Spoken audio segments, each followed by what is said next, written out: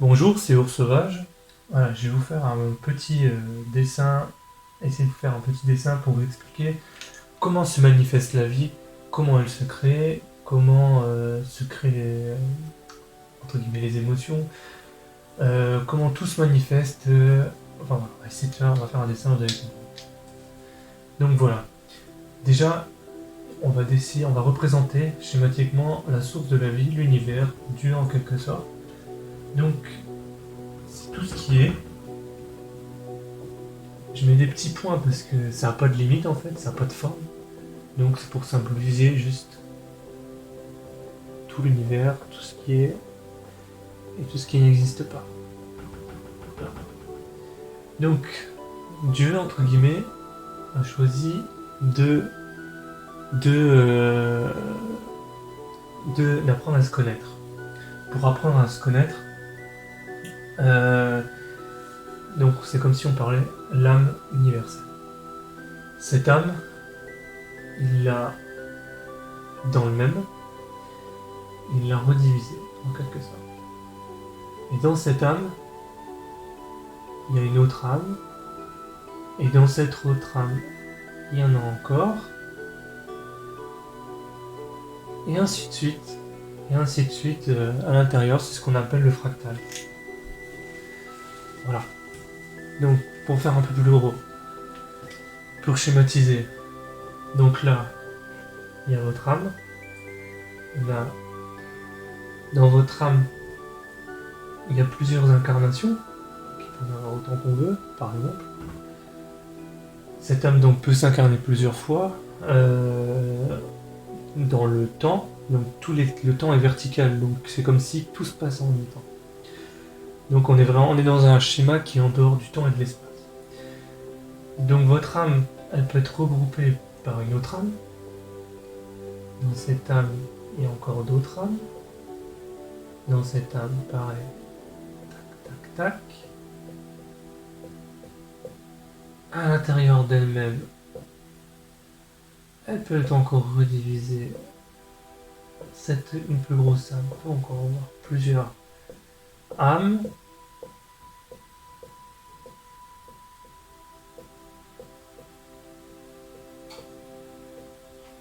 Etc. Etc. Et donc encore celle-ci peut être regroupée par encore. Voilà. Ainsi de suite, ainsi de suite, ainsi de suite. Voilà, c'est le fractal, c'est un modèle infini et qui s'expanse à l'infini. C'est l'expansion à l'infini. Bon, enfin voilà. Donc, ça, c'est pour expliquer en général. Hop. Donc vous aurez compris, les âmes jumelles, les âmes sœurs, enfin tout ça, on est tous, entre guillemets, à quelque part des âmes sœurs et des âmes jumelles, puisqu'on, dans l'absolu, dans notre véritable nature, on est tous reliés à la même source de la vie. Voilà. Donc, maintenant on va zoomer. on va zoomer. Nous voici. Voilà. Dans la dimension physique. Voilà. Nous voici dans la dimension physique. Le corps physique. Au niveau de ce corps physique, je vais pas rentrer dans tous les corps en détail. Hein. C'est simplement pour schématiser. Le corps émotionnel. Ça, c'est le corps émotionnel. Ensuite, tout autour, il y a le corps mental. C'est de s'appliquer quand même. Le corps mental. Après, autour encore, il y a ce qu'on appelle la conscience. C'est ce qu'on est véritablement. Donc cette conscience, j'ai fait une petite erreur. Et comme elle est similaire à la source, elle n'est pas finie. Elle n'a ni commencement ni fin également. Et donc par ce biais, après, la conscience, c'est par là qu'on peut se relier ce qu'on appelle le corps bouddhique, donc complètement à l'âme. Et donc encore à l'âme qui est au-dessus, entre guillemets au-dessus, extérieur, jusqu'à revenir au point de la connaissance au niveau de l'âme de l'univers. Bon là, c'est pas tout à fait les bons mots, mais j'essaie d'expliquer simplement par rapport à ce que je vois et ce que je ressens. Voilà. Donc, quand ici, au niveau du corps mental, donc c'est l'énergie de l'âme qui passe par la conscience et le mental, qui est ici,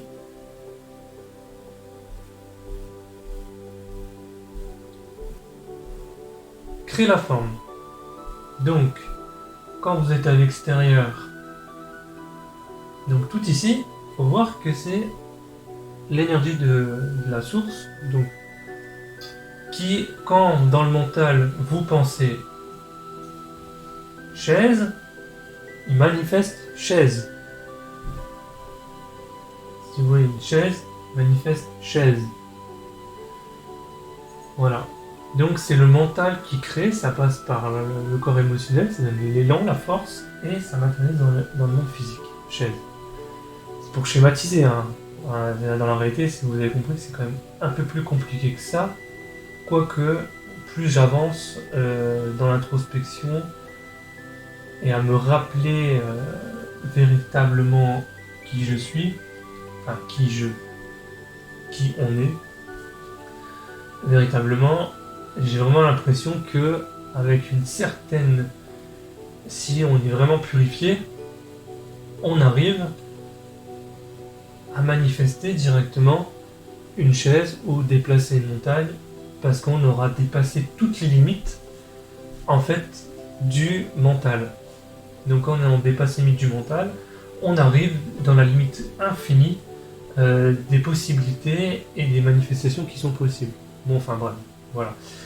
Donc c'est pour ça que quand on apprend à se connaître, on apprend à connaître le corps, on apprend à connaître ses émotions, on apprend à connaître le mental, comment ça fonctionne, et puis quand on voit que le mental, entre guillemets, fait tourner en rond, là, il faut aller au-delà du mental et apprendre à connaître la conscience. La conscience,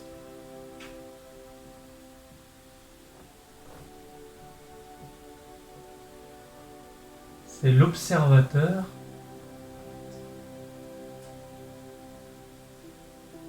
silencieux. Voilà.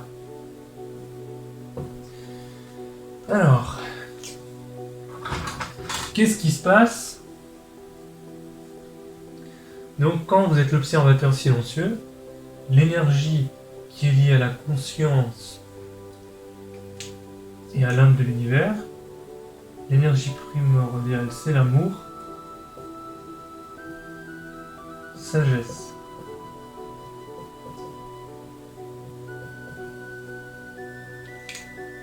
Pour travailler sur l'amour, il faut travailler sur la compassion. Et quand on cherche, et pour entraîner la compassion, il faut chercher à comprendre. Donc comprendre donne la compassion donne l'amour.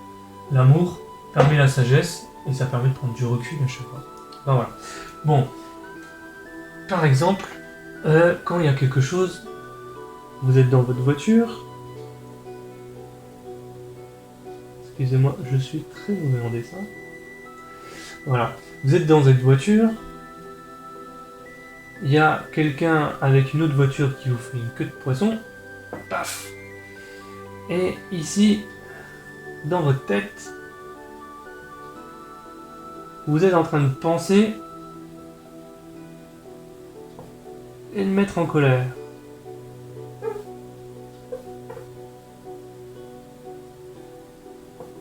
Et vous mettre en colère. Donc cette énergie, l'énergie de la source, elle est pure. Quand vous la saisissez au niveau du mental par rapport à l'extérieur, donc la colère, la pensée, crée une émotion, entre guillemets, négative. Et cette émotion négative se renvoie au niveau du mental. C'est ce qu'on appelle la boucle infinie du samsara. J'écris mal, excusez-moi. Voilà, c'est ce qu'on appelle la boucle de l'illusion.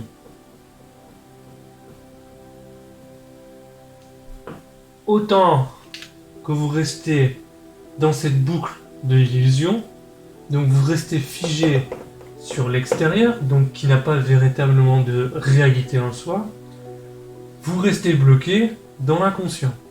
Et donc, vous ne pouvez pas apprendre à qui vous êtes vraiment, puisque la conscience, puisque vous êtes fixé au niveau de ce qui se passe autour de vous, même ce qui se passe à l'intérieur de vous, mais vous n'allez pas vers la conscience. Voilà. Donc cette énergie négative, elle crée des distorsions et des trous dans l'aura. Et si, pour une quelconque raison, on crée une mémoire, cette mémoire, elle va aller se loger profondément dans le corps physique et dans le corps émotionnel et dans le corps mental. Et ça, c'est ce qu'on appelle le karma. Et donc, plus vous allez entretenir ici cette mémoire avec les énergies négatives, les pensées, et plus ça va atteindre le corps et provoquer ensuite, au bout des années, la maladie. Donc, voilà comment ça se passe.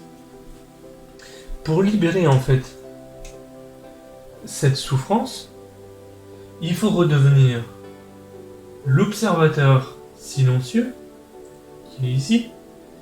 Il faut faire venir cette énergie-là ici.